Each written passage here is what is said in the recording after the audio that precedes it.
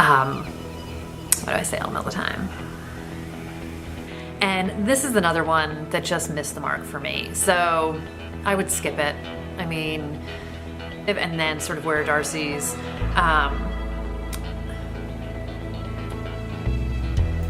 so let's get talking about it. Hi everyone, I'm Audrey and welcome back to Chapter and Converse. Today's video is going to be a book to movie adaptation, and I wanted to talk about some books made into movies, or, you know, kind of 8-part TV series, or, you know, that fabulous thing they're doing now on Netflix and Hulu, and kind of talk about the good, the bad, and maybe the ones that you should skip. So I'll be honest, I always get super excited when I hear that a book that I love is coming to life on, you know, the big screen, the small screen, whatever screen.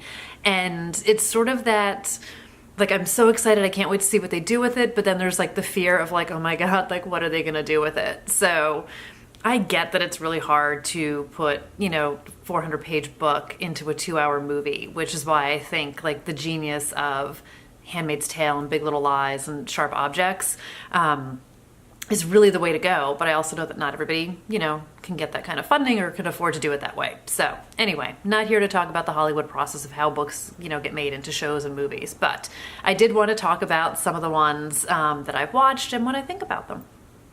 Okay, so I'm going to start out with one that I think is super strong, and that's Handmaid's Tale by Margaret Atwood. And I have mentioned this in another video, but if you've missed it or want to hear it again, I think season 1 was so incredible. And it was so true to the book. I think it really honored the book and did it justice, and giant horn, beautifully brought to life Margaret Atwood's story and her writing. I think Elizabeth Moss was incredible, and I just loved it. And I think the beauty of having all of those episodes to be able to build that story and to really see those characters and get to know them, which is something I don't think, you know, I know that there have been previous versions of Handmaid's Tale, and I just don't think anything could give that story the justice it needed and it deserved without doing it the way that Hulu did it. So if you have read the book, you know, absolutely watch it. I don't think you'll be disappointed. If you haven't read the book and you've seen it, or you're curious about it, you know, there's a lot of, you know, disturbing content to it. It's not easy breezy. It's not light and fun. I mean, it's a dark story that is being told, but I also think it is just such an important one to watch and an important one to see. And I think they absolutely knocked it out of the park. The next one I think was just a completely fun ride, and that's The Devil Wears Prada by Lauren Wiesberger. And this is Meryl Streep and Anne Hathaway and Emily Blunt, Adrian Grenay, and I think this book also, or this movie actually, you know, also was very true to the book and really brought to life so much of what it was about. And, you know, whether it was Miranda's character, and I think, you know, Meryl Streep was just so incredibly great in it. And I already talked about this too, but Emily Blunt, playing Emily in the book, I think was also just absolute genius. So it's such a kind of fun, frothy ride, and it's the fashion, and it's, you know, New York and the fast pace, and, you know, poor Andy, you know, sort of being so beaten down at the beginning before, you know, she turns into the swan and, you know, fakes it till she makes it kind of a thing. So there are some differences, if memory serves, but I still think, you know, it's a fun story. It's a very glitzy, fun ride to be on, and I definitely think it's one that's worth watching. The next book is Something Borrowed by Emily Giffin, and this is a movie I really didn't like. And I loved this book. This is sort of classic chick lit. It's the first Emily Giffin that I read. It made me fall in love with her. And this is sort of your kind of classic love triangle where Rachel and Darcy are best friends. Rachel and Dex are friends and went to law school together, but then despite the fact that Rachel has a crush on him that she never acted on, Dex winds up meeting Darcy and kind of falling for her. And then kind of where the story opens, they're engaged, and it's the night of Rachel's 30th birthday. And I don't remember why, but Darcy winds up leaving. So Rachel and Dex go out together and have a bunch of drinks and then wind up in bed together. And the next morning, now what do we do? So very classic, like I say, sort of chick lit storyline, but there's kind of some great emotion to it. And it's, you know, it's about the friendship that these, you know, women have had since they were children, and then the relationships that they each have with Dex, and then his sort of conflicted feelings and a whole bunch of other stuff that's going on. But I really thought it was so well written. I loved the story. I was excited when it was coming to a movie, and Kate Hudson's in it, and Jennifer Goodwin, Opus blanked there, and it just didn't hit the mark for me. And I think, you know, there's several things that went wrong in it, and I feel like you didn't get to know the characters. And I feel like, you know, in the book, Darcy obviously has like some not great friend tendencies. You know, she has a little bit of frenemy in it, whereas I feel like in the movie they kind of made her like straight up evil, which I didn't love. And then it's a duology, so Something Borrowed was first and Something Blue is the second one. And there's a character who is remotely in Something Borrowed and plays a big part in Something Blue, and they pull him forward and sort of create all of this stuff that didn't happen in the book in the movie, and that John Krasinski played him, and I love him, but it wasn't the story for me. So I felt like there were too many things that were changed. I feel like all sort of like the nuances were missing and didn't get picked up in the movie, so I would pass on it. I mean, it's sort of lighthearted fun, but it's the kind of thing where, like, if I had seen the movie and not read the book, I would not have been inclined to necessarily read anything by Emily Giffin, because it just felt kind of empty to me. The next one is Big Little Lies by Liane Moriarty, and this is another one where I think the ability to do an 8-part series completely allowed them to do like great justice to the story, which this is probably like a 500-page book or something. Like, this is a huge story, and there's so many characters and there's so much going on, but I really feel like you got so much of the core of what her story is through this TV series.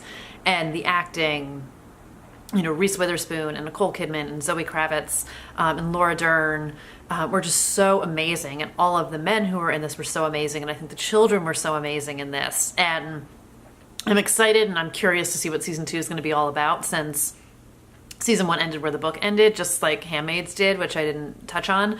So I'm super curious to see what they do with season 2. But I was like shook by this book when I read it, and it had just come out. I wound up getting it on my iPad because I was going on vacation, and I thought, you know, this will be good to have something to read. And I just couldn't believe it was the first Liane Moriarty I had read, how great her storytelling was and how great this book was. And I do think, you know, there's obviously not everything from the book made it into the movie, and there was definitely a lot that maybe you picked up on a little bit sooner in the movie because you're visually seeing it, whereas I feel like when you're reading some things, you're not connecting the dots in the same way, which I love. And I felt very surprised by a lot of things in the book, but I feel like people I spoke with who watched the show without having read the book had elements of surprise to it too. But I love the way it was shot. I love the music that they used in it.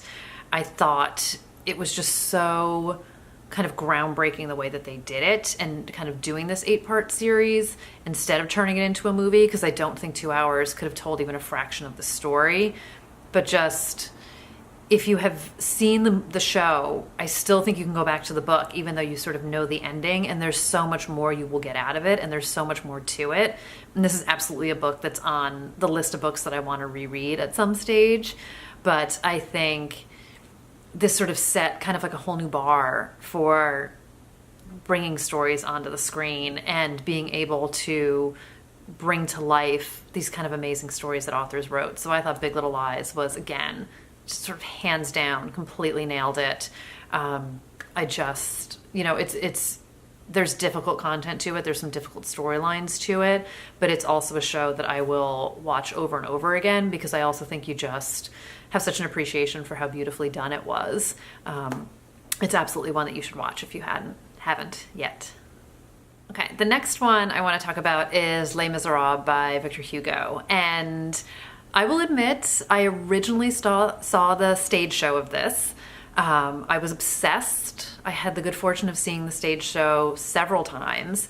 And then I read the book, I think like in between times I had seen it on Broadway.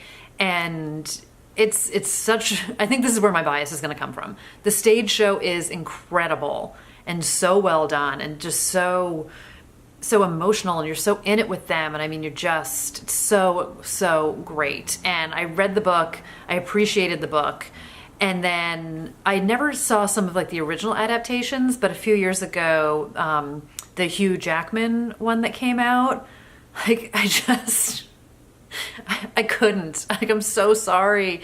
There's so many big name people in this, and I went to see it with some of my friends who hadn't seen the stage show of it, but kind of loosely knew the story, although one of my friends didn't, so I spoilered something in it, because at this stage I just figured everybody knows what Les Mis is about, and who lives, who dies, all that kind of good stuff. But no, so I won't spoil it here. But like, it was so bad, I was like, there were points where I was almost laughing because of how bad it was. And again, like, I'm super sorry, Russell Crowe, but the singing was not good.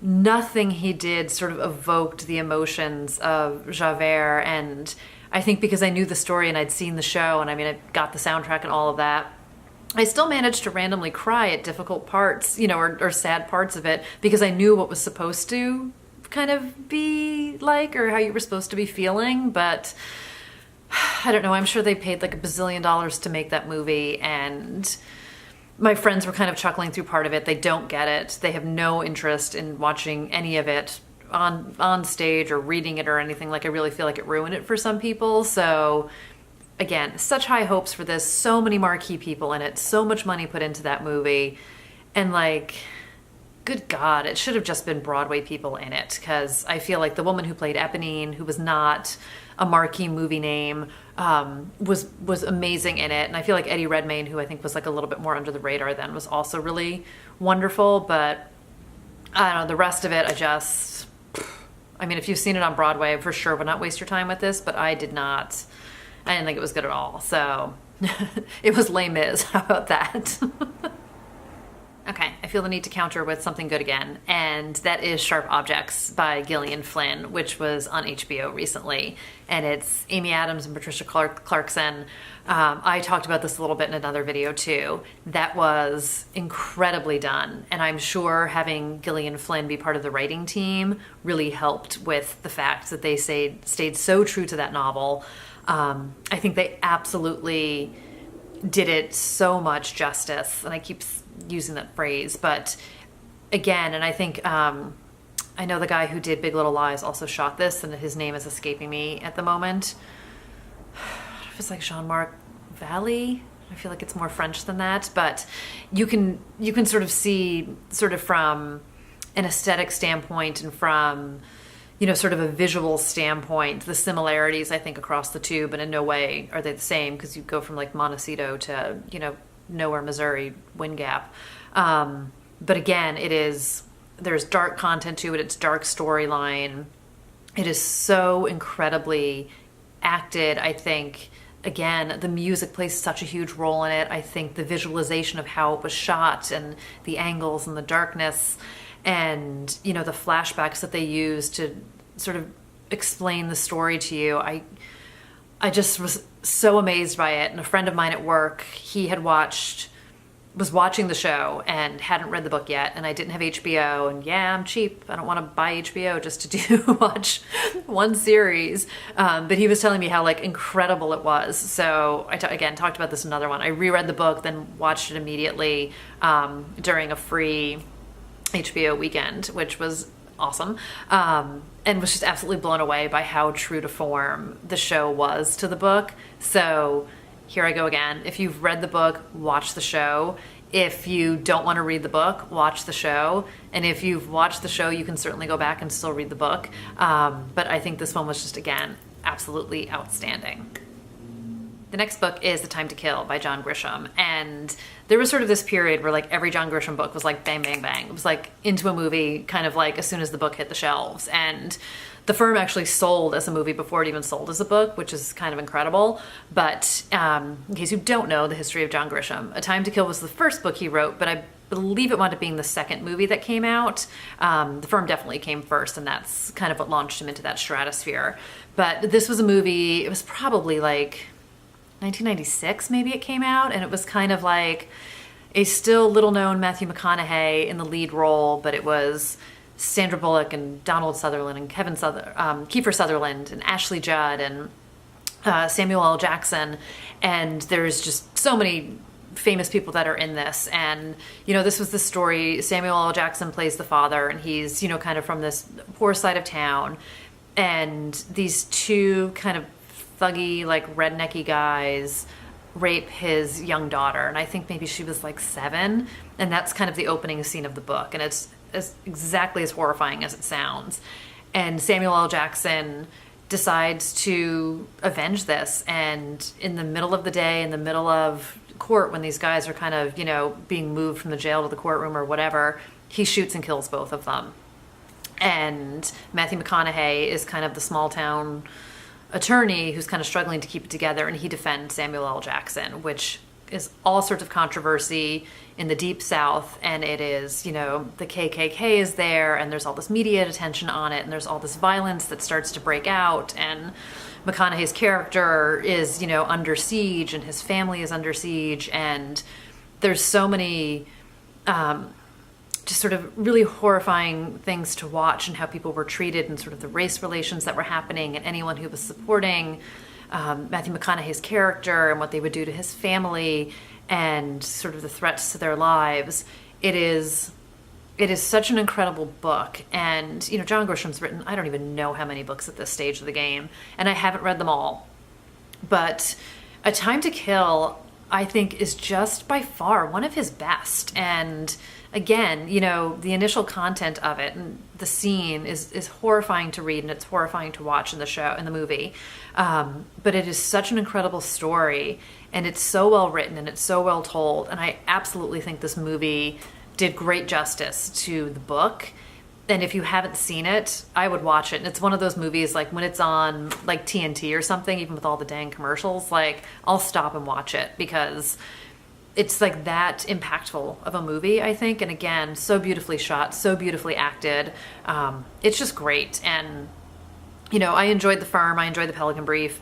I loved The Client, which I talked about in another video. I thought that was another one that was great. But if I have to pick one, I would definitely pick A Time to Kill. And I think it's just, it's absolutely worth seeing. And I think it, like I said, it really did the book the justice, again, I need a new phrase, that it deserved.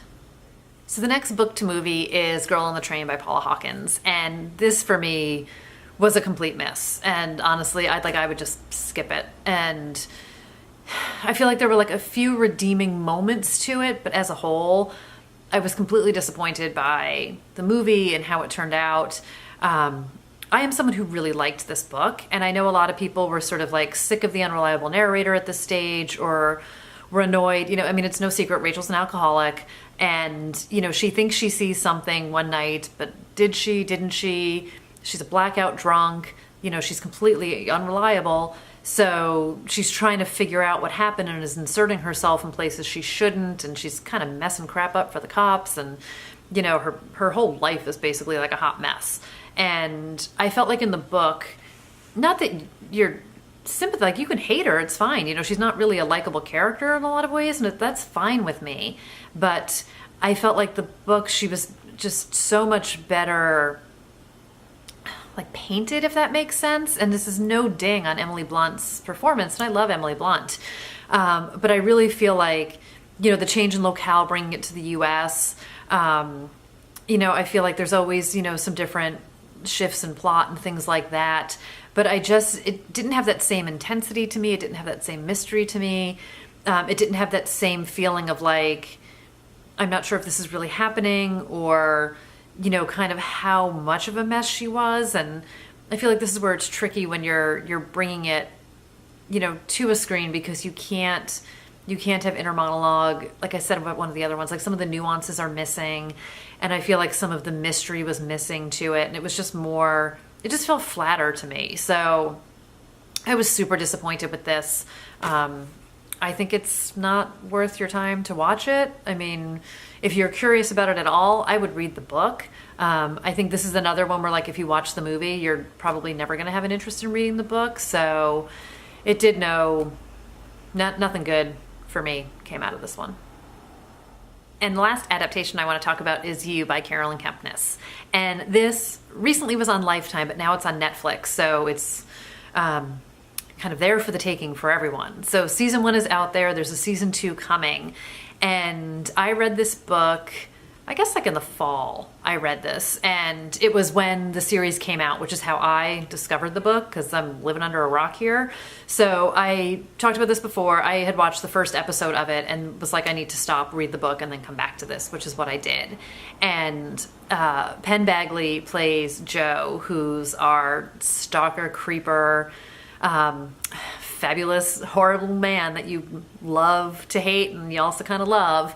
And he does such a good job in this role. And this is another, I think it's an 8-part series, 8 or 10-part series. And I liked it, but I didn't love it. So I feel like this is one of those things, if I hadn't read the book, I think I would have liked it more, but I didn't dislike it. But I didn't love all the little changes that happened. And I was listening to somebody else do a review of this, and they were saying because they had recently read the book, they instantly noticed all the changes, whereas if I had read the book like 2 years ago or whenever it came out, some of those little pieces might have been lost on me. I think it was beautifully shot. I think it was ominous and creepy, and you really got, kind of how sinister of a character Joe is. And again, you love him, and I don't know if I would have loved him as much if I had only watched the show, because I felt like in the book, like I really understand why he did what he did, because, and someone else had said this as well. Like, I mean, Beck is super unlikable. Everybody in the book is really unlikable. And she's more likable, I feel like, in the movie or in the show. And like even her friends, they've switched up the friends a bit. So they're a little bit more likable. But I kind of, I didn't love, the one thing I didn't like about the show is they introduced this whole new storyline with the young boy next door with like the abusive mom and her abusive boyfriend, and almost like that was sort of like a redemption thing for Joe in some way, but like I didn't need the little boy and the neighbors and all that crap going on next door. Like, to me, that was just completely unnecessary stuff, and there was so much greatness to the book that it should have been enough for the show. But I get it, they need to like do what they need to do, but this is making it sound like I didn't enjoy it. I did enjoy it. I am curious to see where it goes, but I think the book was better. And I think the book, whether it was locations they were at or, again, I mean, Joe's a stalker. I'm not going to spoil details here, but I mean, Beck leaves town and Joe follows her somewhere, and they change what happens when he follows her. And, she leaves town another time, and they sort of have changed the location and changed the details of what happened when they're out of town. So I thought the book was much better with sort of how these things unfolded and how kind of creepy Joe was about things. He's very creepy in the show, like, don't get me wrong, but it's like it's just different. So I'll be curious where season 2 is. There is a sequel, Hidden Bodies, which I haven't read yet.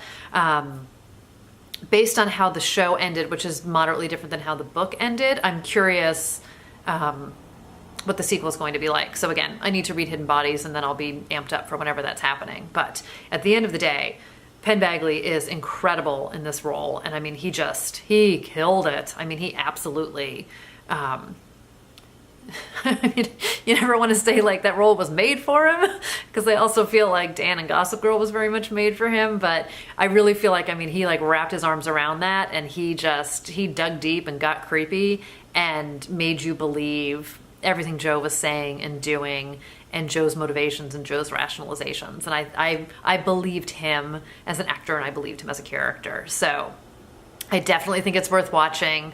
If you've seen the book, or if you've read the book, I'd be curious what you think about the differences of it.